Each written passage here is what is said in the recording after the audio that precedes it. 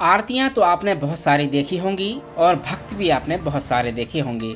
कोई देशभक्त है तो कोई राष्ट्रभक्त है तो कोई देवता का भक्त है तो कोई किसी का भक्त है। लेकिन इस अनोखे भक्त से हम आज आपको रूबरू कराने जा रहे हैं, जिनका नाम है दाऊ सरकार और रहने वाले हैं जबलपुर ज़िले के पाटन शहर के। और इन्होंने एक संकल्प लिया है, करीब 15 महीनों से गौ माता की सेवा करते हुए इन्होंने एक दिन चुना है और वह दिन है शनिवार। शनिवार की शाम को पाटन शहर में एक आरती की गूंज सुनाई देती है और यह आरती अब धीरे धीरे बृहद रूप लेती जा रही है। पाटन शहर के रहने वाले दाऊ सरकार का दावा है कि गौ माता की सेवा कर वह समाज में संदेश दे रहे हैं। जिस तरीके से आज समाज में और सड़कों में गौ माता की जो हालत है वह किसी से छिपी नहीं है, और इसी को देखते हुए, इसी से प्रभावित होकर दाऊ सरकार ने यह अनोखा काम निकाला है। और यह काम नहीं है, वाकई में यह सराहनीय कार्य है जो कि हर एक सनातनी को करना चाहिए, क्योंकि गौ माता तो गौ माता है। क्या जीवन क्या मृत्यु, जीवन के हर पड़ाव में गौ माता आपका साथ देने वाली है। तो आइए दिखाते हैं दाऊ सरकार की यह अनूठी और अनोखी कहानी।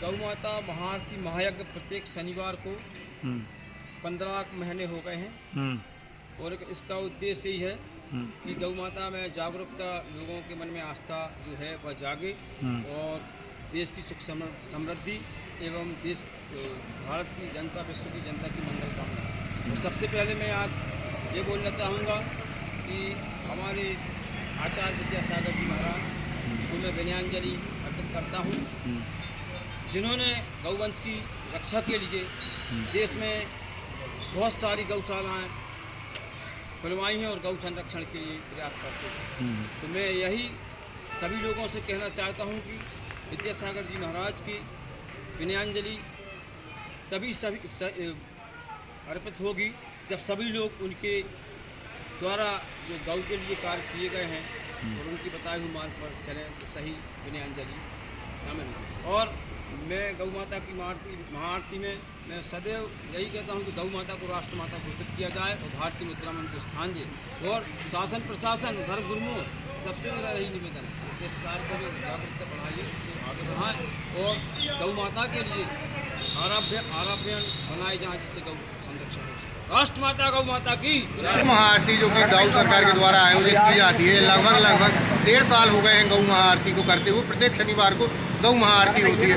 इसका एक दाऊ सरकार के अंदर, यानी कि एक माध्यम से गौ माता ही कहें कि जो उनके अंदर एक विचार आया कि गौ महाआरती होना चाहिए हमारे यहाँ, तो उन्होंने सभी उनके साथ इष्ट मित्रों से उन्होंने बताया और फिर इसके बाद में यह लगातार कार्यक्रम का आयोजन किया जा रहा है। गौ माता जो कि संपूर्ण विश्व की माता है, गौ माता के बिना एक भी कार्य नहीं होता।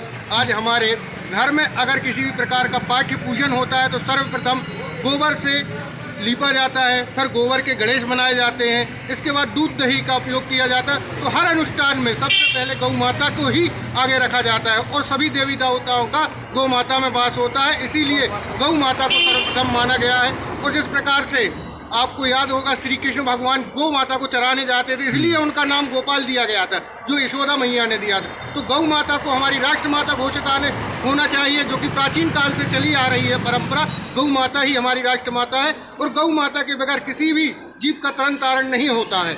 अगर कोई व्यक्ति अगर मृत्यु हो जाती है तो उसे भवलोक से पार होने के लिए गोदान का सबसे बड़ा महत्व बनाया गया है हमारे शास्त्रों के अनुसार। इसीलिए गौ माता को हमारे भारत में पूजनीय है और भारत सरकार को गौ माता को राष्ट्र माता घोषित करनी चाहिए।